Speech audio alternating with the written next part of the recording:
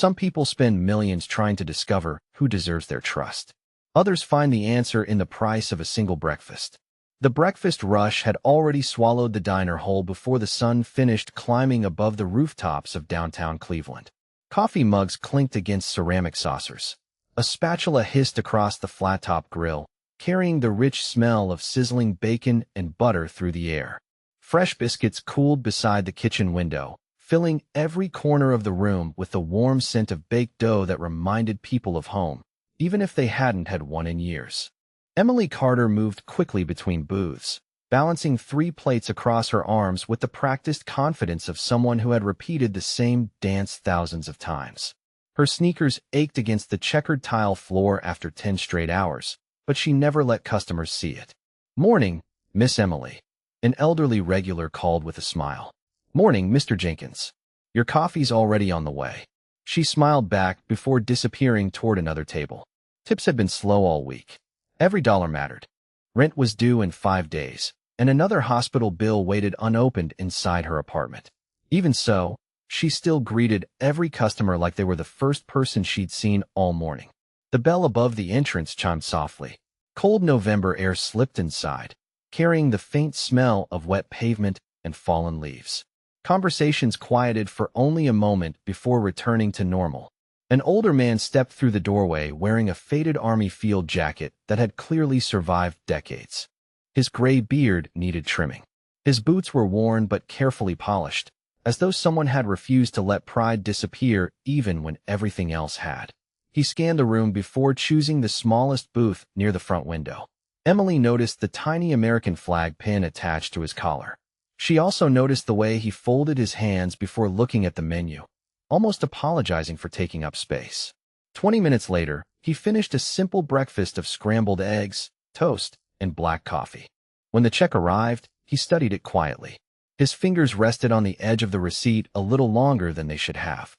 "I'm sorry," he said gently as Emily approached. "I thought I had enough." He opened an old leather wallet. Inside were only a few worn bills and a military ID. His voice carried no anger, only embarrassment. Emily looked at the total, then at the tired lines around his eyes. "Did you serve?" she asked. He nodded once. 26 years. Emily reached into the pocket of her apron, where the morning's tips rested in folded singles and fives. Without hesitation, she pulled out enough cash, placed it beneath the receipt, and slid the check away before anyone else could notice. "Breakfast is covered," she said with a soft smile. "Thank you for your service. That's all that matters today." The man looked at her for several silent seconds. The sounds of plates, laughter, and the humming refrigerator seemed to fade around them. Finally, he stood, buttoned his old jacket, and picked up something from the table. It wasn't his wallet. It was Emily's name tag, which had accidentally slipped loose from her apron. He brushed a thumb across the printed letters before handing it back. "Emily Carter," he said quietly, as if committing every syllable to memory. "That's a name worth remembering." Then he walked out into the cold morning, while across the street, inside a black SUV parked beneath bare maple trees, someone lowered a tablet, looked directly at the diner entrance, and said, "Mr. Brooks has made his decision. Contact the office. I want everything we can legally obtain about this waitress before sunset." Emily Carter did not think about the older veteran for very long after the lunch crowd arrived, because life rarely gave her the luxury of lingering on good deeds. Orders kept coming. Glasses needed refilling. Children spilled orange juice. Someone wanted extra pancakes, while another customer insisted the toast was too dark. By the time her shift finally ended, the muscles in her shoulders felt tight, and the faint scent of grilled onions and fresh coffee still clung to her uniform. She stepped outside into the crisp evening air and pulled her light jacket closer as a chilly breeze swept through the parking lot. Her stomach reminded her that she had skipped lunch again, but there were more important places for her money to go. 20 minutes later, she climbed the narrow stairs to the small apartment she shared with her mother. The hallway smelled faintly of old paint and laundry detergent.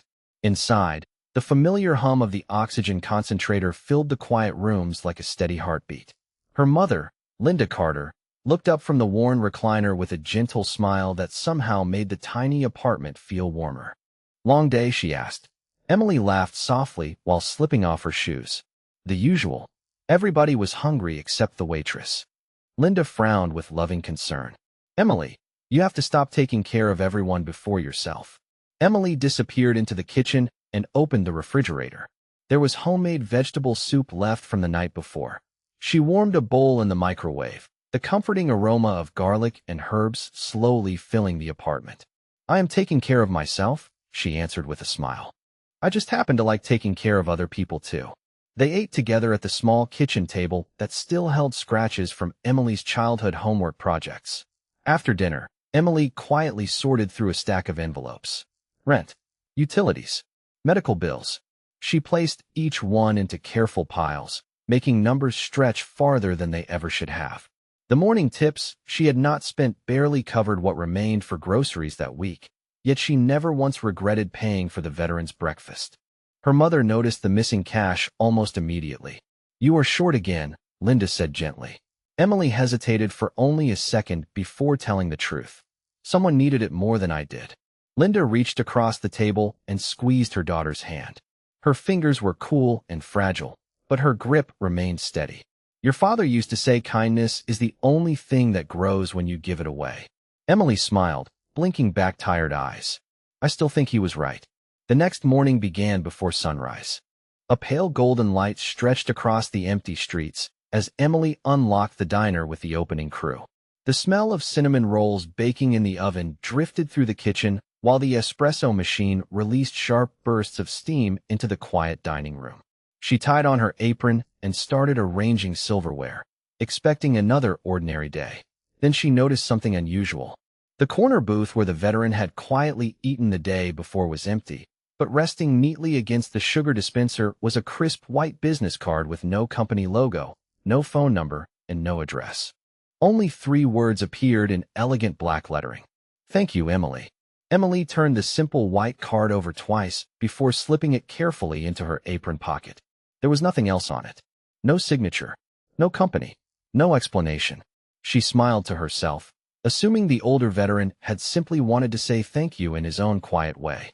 Within minutes, the breakfast crowd poured through the front door, and the mystery faded behind the rhythm of another busy shift. Across town, however, the day was unfolding very differently. Daniel Brooks sat at the head of a polished walnut conference table inside Brooks Foundation headquarters, 30 floors above the city. Floor-to-ceiling windows reflected the pale winter sunlight across the glass walls while the faint aroma of freshly brewed Colombian coffee drifted through the executive suite.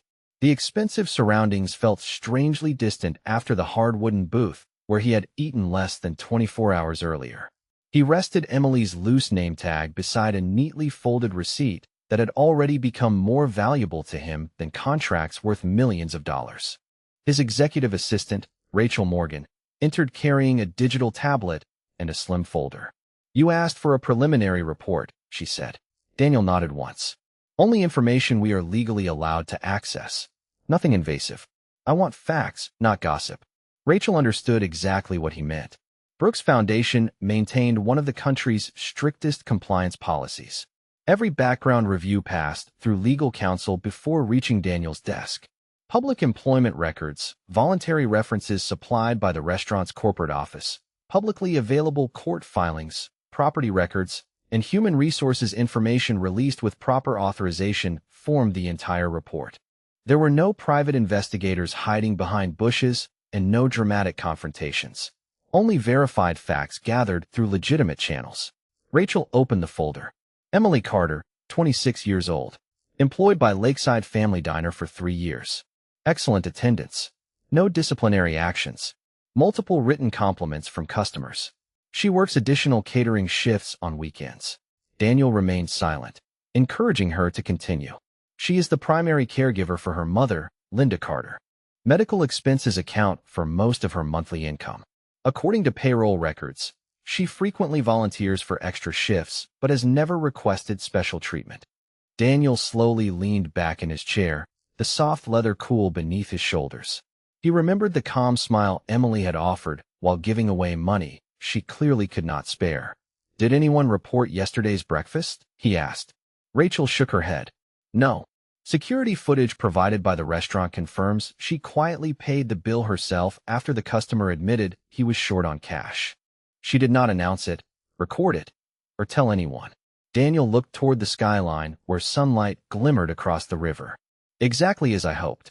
The Foundation's General Counsel, Michael Reeves, closed the folder. Everything appears consistent. There is no indication she expected recognition or compensation. Daniel's expression softened. Kindness is easy when people are watching. Character is what remains when nobody is keeping score. He picked up the small business card that had been left behind intentionally. Prepare the next phase, he said. No publicity. No announcements. I want to know whether yesterday was an exception or simply who she is. Late that afternoon, while Emily wiped down the counter and laughed with a regular customer over a slice of apple pie, a sleek black sedan rolled quietly into the parking lot across the street. The driver turned off the engine but made no move to get out, and through the lightly tinted window, someone opened a notebook and wrote the first observation of what was about to become a much longer story. The black sedan appeared again the next morning, parked far enough from the diner that it blended naturally with the line of commuter vehicles gathering along the street. Inside, Rachel Morgan closed her tablet and simply watched through the windshield. Daniel had been clear. Observe. Do not interfere. If Emily Carter was genuinely the person described in payroll records and customer reviews, she would not need an audience to prove it. The sky was wrapped in low gray clouds, and a light drizzle painted tiny beads of water across the windows. Every time the diner door opened, the smell of toasted bread and fresh coffee drifted outside before disappearing into the cool air. Emily hurried from table to table with the same steady pace she always carried. She laughed with an elderly couple celebrating their anniversary. She found crayons for a restless little boy before his father even asked. When a delivery driver realized he had forgotten his wallet, she quietly told the cashier, "Put it on my ticket. He can settle it another day." No one applauded. No one even noticed except Rachel, who typed another brief note. Shortly before noon, Daniel entered through the front door wearing the same weathered jacket, though this time his beard had been neatly trimmed. He chose a different booth near the back and ordered nothing more than a bowl of chicken noodle soup and iced tea. Emily recognized him immediately, but there was no surprise in her smile, only warmth. "It is good to see you again," she said while placing a glass of water on the table. "How are you feeling today?" Daniel looked up. "Better than yesterday. Thanks to someone who reminded me that kindness still exists." Emily chuckled softly as she adjusted the napkin holder. "Then today you only owe me a promise." "What kind of promise?" he asked. "Take care of yourself." Veterans spend enough years taking care of everybody else. For a brief moment, Daniel forgot about reports, investments, and board meetings. The conversation was so ordinary that it carried more weight than any formal speech he had heard in years. Emily never asked where he had been. She never questioned why he had returned. She certainly never hinted that she expected repayment. She simply refilled his tea before walking away to greet another family entering the diner. Later that afternoon, Daniel met Rachel inside the quiet sedan. The heater hummed gently while rain tapped against the roof in a slow, steady rhythm. Rachel handed him a fresh summary. "Every observation matches the employment records," she said. "Her behavior does not change based on who is sitting at the table. Everyone receives the same respect." Daniel folded the paper without reading another line. "Character repeated becomes habit," he said quietly. "Habit becomes identity." Rachel nodded. "What would you like to do next?" Daniel looked once more toward the diner window, where Emily was helping an elderly customer zip up her winter coat before returning to work. "Nothing," he replied after a thoughtful pause. "For now, life will test her naturally." Almost as if those words had invited fate to answer, inside the restaurant, the floor manager stepped out of his office holding a stack of financial reports. His expression was unusually serious as he called across the dining room. "Emily, I need to speak with you before your next table. This cannot wait." Emily followed the floor manager into the small office behind the kitchen, where the steady buzz of the refrigerator mixed with the distant clatter of dishes and the faint aroma of tomato soup simmering on the stove. A corkboard covered with weekly schedules hung beside the desk, and a calculator rested on top of a stack of invoices. Mark Reynolds removed his reading glasses and rubbed the bridge of his nose before speaking. He did not look angry. He looked tired. "Close the door, please," he said quietly. Emily did as he asked and waited with her hands folded in front of her apron. Mark tapped a report with one finger. You have one of the biggest hearts I have ever seen, Emily. That is not the problem. She tilted her head slightly. Then what is? He exhaled slowly. I have noticed something over the past few weeks. Every now and then you cover somebody's meal. Sometimes it is only a cup of coffee. Sometimes breakfast. Sometimes a sandwich to go. Emily nodded without hesitation. Only when somebody truly needs help. Mark leaned back in his chair. I believe you. But this is a business, not a charity. I cannot have employees creating confusion at the register. Emily remained calm. I always use my own tip money. The receipts balance. I know they do, Mark answered. Accounting has confirmed that. This is not about missing money. His voice softened. It is about boundaries. For a moment, neither of them spoke. Outside the office, someone laughed. Silverware rattled into a tray, and the front door chimed as another family entered the diner. The ordinary sound somehow made the conversation feel even heavier. Emily glanced toward the hallway before looking back at her manager. If someone is hungry and I can help without costing the restaurant anything, I do not see how I can ignore it. Mark gave a faint, understanding smile. That answer is exactly why this conversation is difficult. He slid a printed memo across the desk. Corporate has been reminding managers to avoid anything that customers might misunderstand. If another guest assumes meals are being given away, they may expect the same treatment. Then my staff ends up in impossible situations. Emily quietly read the memo and placed it back on the desk. What would you like me to do? Mark folded his hands. Promise me you will stop paying for customers. At least for now. Let people use the community assistance programs that already exist. Emily lowered her eyes for a brief second. She understood his position. He was trying to protect both the restaurant and his employees. Still, something inside her resisted the idea of walking away from someone who needed a simple meal. I cannot promise that, she admitted gently. I can promise I will never ask the diner to lose a single dollar because of my choices. But if it is my money. Mark sighed, not with frustration, but with concern. You are making this harder than it needs to be. She offered a small, apologetic smile. Maybe kindness usually is. As Emily returned to the dining room, the warm scent of cinnamon drifted from the kitchen, and afternoon sunlight spilled through the front windows onto the polished floor. She picked up her order pad and greeted the next table as if nothing had happened.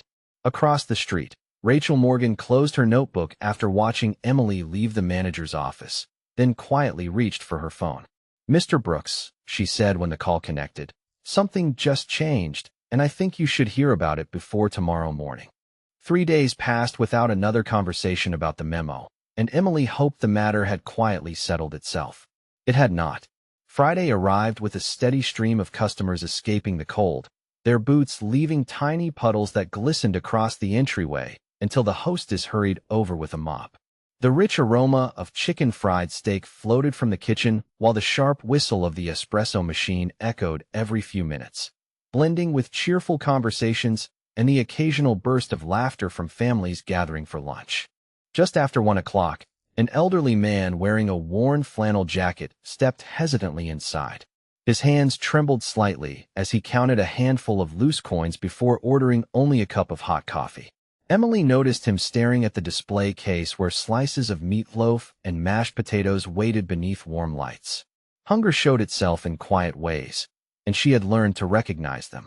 Without drawing attention, she walked to the register, paid for the meal with her own debit card, and asked the cook to place it on a regular dinner plate instead of a charity container.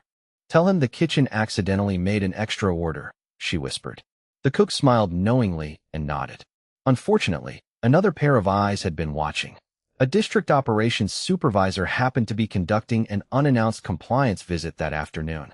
Standing beside the register with a clipboard tucked beneath his arm, Thomas Green had seen the entire transaction, though not the quiet conversation that explained it. 10 minutes later, Mark Reynolds approached Emily with a troubled expression. Emily, he said softly, please come with us. The office felt smaller than ever. The faint smell of printer toner mixed with fresh coffee, and the ticking wall clock seemed unusually loud as Thomas opened a corporate policy binder. His tone remained professional, but every word carried official weight. Miss Carter, we have reviewed today's register activity, he began. You were instructed to avoid creating situations that could be misunderstood by customers or staff. Yet today you personally purchased another guest's meal during business hours. Emily sat upright without looking away. Yes, I did. Thomas folded his hands. Whether your intentions were generous is not the issue. The concern is operational consistency and corporate liability. Effective immediately, you are receiving a formal written warning. If another incident occurs before this matter is reviewed by regional management, your employment may be suspended pending evaluation. The words landed quietly, but they carried far more force than the conversation with Mark a few days earlier. This was no longer friendly advice. It was an official notice placed into her personnel file. Mark looked genuinely uncomfortable.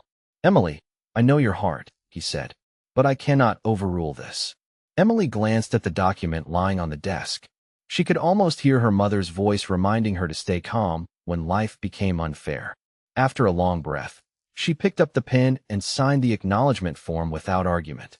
I understand your position, she said with steady composure, but I will never apologize for feeding someone who is hungry with money that belongs to me.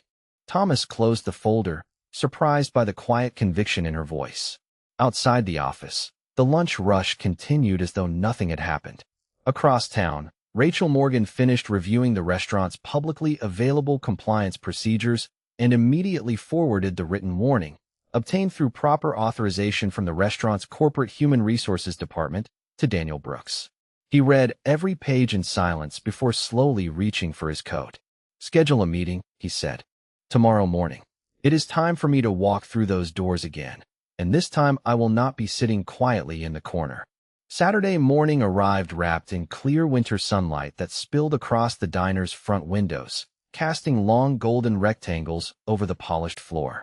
The comforting scent of fresh cinnamon oatmeal mingled with the smoky aroma of crisp bacon, while forks tapped softly against white plates in an easy weekend rhythm.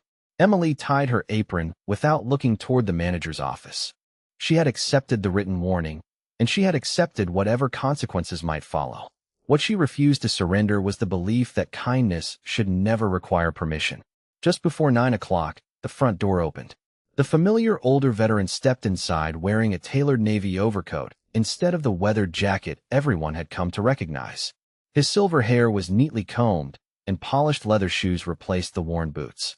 Behind him walked Rachel Morgan, Michael Reeves, and 2 members of a professional executive security team who remained quietly near the entrance without disrupting a single customer. Their calm posture drew curious glances, but no alarm. Mark Reynolds looked up from the register. Thomas Green, who had returned to complete his compliance review, paused in the middle of signing paperwork. The dining room gradually settled into an unexpected silence, broken only by the gentle hiss of coffee being poured behind the counter. Daniel Brooks stopped beside Emily's section. She blinked in surprise before smiling politely. "Good morning," she said. "It is nice to see you again." Daniel held her gaze for a brief moment, then reached into the inside pocket of his coat and placed 2 items on the nearest table. The first was the breakfast receipt she had paid for several days earlier. The second was a simple business card bearing the Brooks Foundation name beneath a familiar signature. No one spoke. Rachel quietly handed Mark a folder. Inside were copies of the restaurant's point-of-sale transaction records, Emily's debit card authorization from that morning, synchronized security camera timestamps, and the compliance review prepared through the company's own authorized reporting process. Every document confirmed the same truth. Emily had never used company funds. She had never altered a receipt. She had never asked for recognition. She had simply spent her own money. Thomas reviewed the paperwork page by page. His expression changed almost immediately. He closed the folder and looked directly at Emily. "The record is clear," he said. "There was no policy violation involving company assets. The written warning will be withdrawn from your employment file effective today." Mark released a slow breath he had apparently been holding for days. "Emily," he said quietly, "I owe you an apology." She answered with the same gentle smile she offered every customer. "You were doing your job." Daniel finally spoke. His voice remained calm, carrying no trace of pride or triumph. And she was doing hers. The words were simple, but they settled over the room with remarkable weight. Rachel placed one final document on the counter. It was a letter confirming that Brooks Foundation had completed its independent review and intended to begin formal discussions with the restaurant's ownership regarding a long-term community partnership supporting veterans and food security initiatives. No speeches followed. None were needed. Customers who had quietly watched the entire exchange began returning to their breakfasts, though many smiled toward Emily as they did. The tension that had shadowed her for days disappeared as naturally as morning frost beneath sunlight. Daniel picked up the old receipt, folded it carefully, and slipped it back into his wallet before turning toward the door. Just before leaving, he looked back once. "Monday," he said. "Please keep your afternoon free." Emily stood motionless as the door closed behind him, the small brass bell above it ringing once before the diner returned to its ordinary rhythm, while on the counter beside the register rested an elegant cream-colored envelope addressed only to her in handwritten ink. Monday afternoon arrived beneath a brilliant blue sky, and for the first time in weeks Emily drove across the city without feeling the weight of uncertainty resting on her shoulders. The cream-colored envelope had contained nothing more than a time, an address, and a single handwritten sentence. "Please come exactly as you are." She parked outside the Brooks Foundation headquarters, where polished glass reflected drifting white clouds and rows of winter evergreens lined the entrance. Inside, the quiet lobby carried the clean scent of cedar and fresh flowers. Soft piano music floated through hidden speakers, replacing the constant clatter of plates and coffee cups that usually surrounded her workdays. Rachel Morgan welcomed her with a warm smile. "Mr. Brooks is ready whenever you are."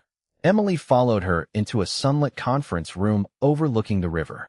Daniel Brooks stood beside the window with his hands resting lightly behind his back. There were no cameras, no reporters, and no audience waiting to applaud. Only a round table, 2 chairs, and a folder neatly placed in the center. He motioned toward the seat across from him.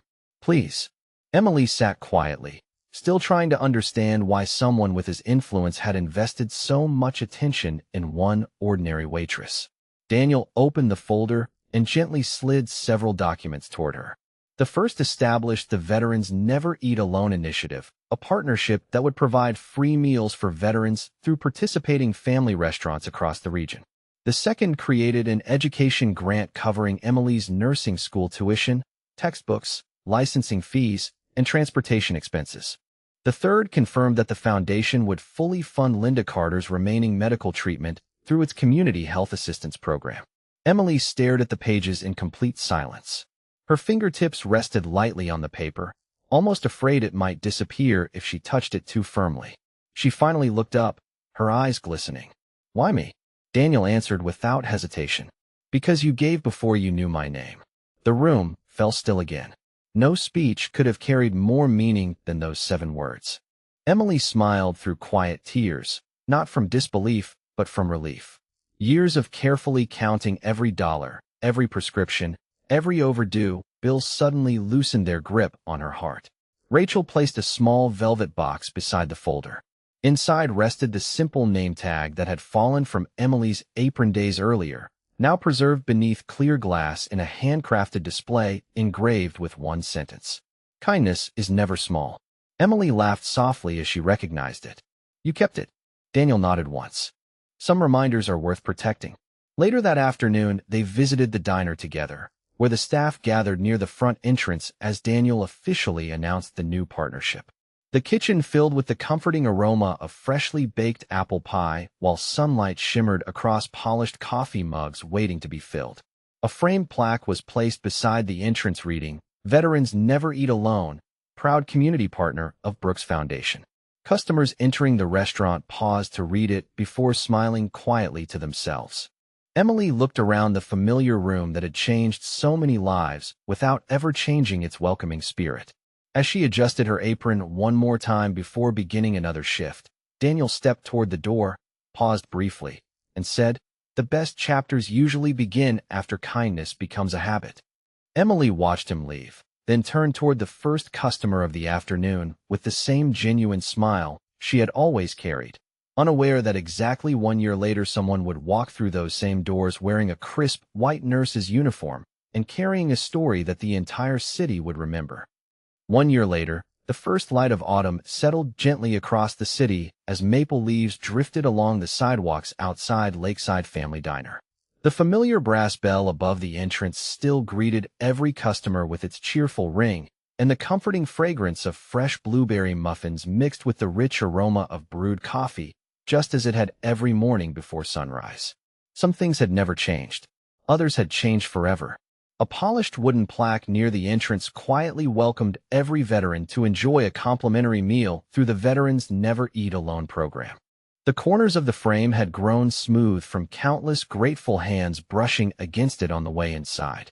Emily Carter stepped through the front door, wearing light blue nursing scrubs beneath a warm gray coat. A stethoscope rested around her neck, and the confidence in her walk came not from success, but from purpose. She had just finished an overnight shift at St. Matthew Medical Center before driving across town for breakfast with the people who had once been her coworkers. The hostess looked up and laughed with delight. "Look at you," she said. "You finally made it." Emily smiled as she accepted a quick hug. "I promised I would come back." Mark Reynolds emerged from the kitchen carrying a fresh plate of cinnamon pancakes. The sweet scent of maple syrup filled the air as he placed the meal in front of her. "This one is on the house," he said with a grin. Emily chuckled softly. "You know I am going to leave a tip anyway."